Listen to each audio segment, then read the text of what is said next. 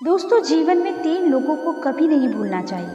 पहला, मुसीबत में मदद करने वाले को। दूसरा, मुसीबत में साथ छोड़ने वाले को। और तीसरा, मुसीबत में डालने वाले को।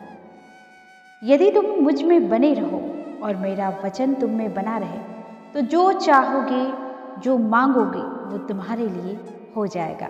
नमस्कार दोस्तों, एमपी भोपाल से मैं हूँ आरजे रानी और लेकर आई हूँ ऐसी ही दिलचस्प कहानी। तो चलिए शुरू करते हैं। झटक कर आगे बढ़ जाए।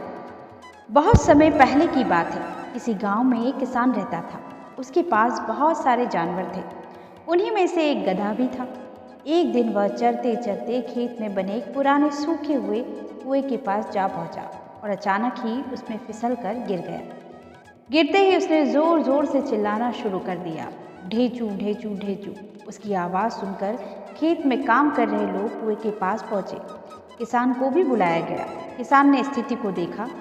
उसे गधे पर दया तो आई, लेकिन उसने मन में सोचा कि इस बूढ़े गधे को बचाने से कोई फ़ायदा नहीं और इसमें मेहनत भी बहुत लगेगी और साथ ही कुएं की भी कोई ज़रूरत नहीं। फिर उसने बाकी लोगों से कहा, मुझे नहीं लगता कि हम किसी भी तरह इस गधे को बचा सकते हैं। आप सभी अपने अपने काम पर जाइए, यहाँ समय गंवाने से कोई लाभ नहीं। और ऐसा कहकर वह आगे बढ़ने को ही था कि एक मजदूर बोला, मालिक, इस गधे ने सालों तक आपकी सेवा की है। इसे इस तरह तड़प तड़प कर मरने देने से अच्छा होगा कि हम उसे इसी कुएं में दफना दें। किसान ने भी सहमति जताते हुए उसकी हाँ में हाँ मिला दी। चलो हम सब मिलकर इस कुएं में मिट्टी डालना शुरू करते हैं और गधे को यहीं दफना देते हैं।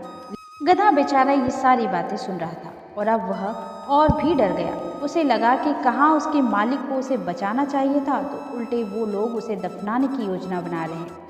यह सब सुनकर वह भयभीत हो गया, पर उसने हिम्मत नहीं हारी और भगवान को याद कर वहाँ से निकलने के बारे में सोचने लगा। अभी वह अपने विचारों में खोया ही था कि अचानक उसके ऊपर मिट्टी की बारिश होने लगी। गधे ने मन ही मन में सोचा कि भले कुछ हो जाए, वह अपना प्रयास नहीं छोड़ेगा और आसानी से हार नहीं मानेगा। और फिर वह पूरी ताकत से उछाल मारने लगा। किसान भी औरों की तरह मिट्टी से भरी एक बोरी कुएं में डाल ही रहा था और डालते डालते उसने झांक कर देखा। उसने देखा कि जैसे ही मिट्टी गधे के ऊपर पड़ती, वो उसे अपने शरीर से झाड़ता और उछलकर उसके ऊपर चढ़ जाता। जब भी उस पर मिट्टी डाली जाती, वह यही करता, झटकता और ऊपर चढ़ जाता, फिर झटकता और ऊपर चढ़ जाता। किसान भी समझ चुका था कि अगर वह यूं ही मिट्टी डलवाता रहा तो गधे की जान बच सकती है।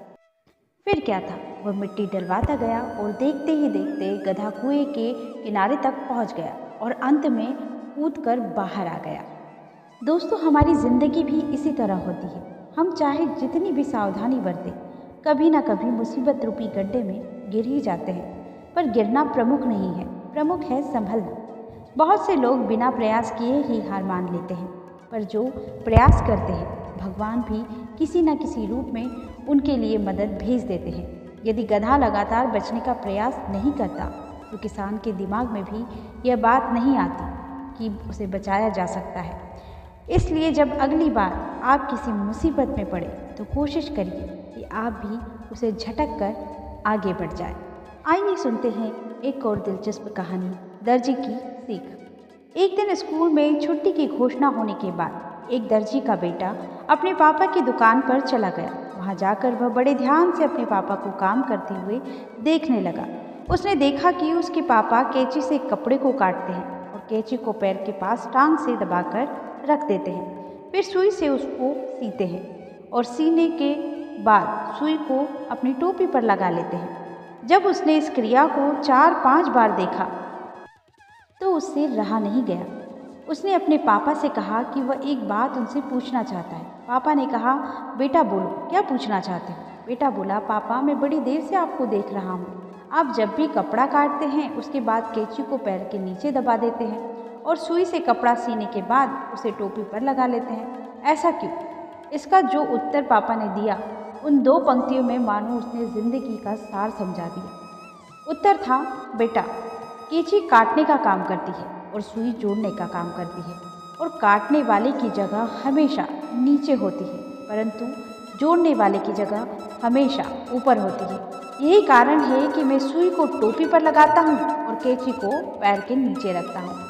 दोस्तों, हमें हमेशा सुई की तरह रिश्तों को जोड़ने वाला बनना चाहिए, ना कि कैंची की तरह काटने वाला। मिलती हूँ अपने अगली वीडियो में, तब तक के लिए अपना ख्याल रखिए, हंसते रहिए, हंसाते रहिए। नमस्कार।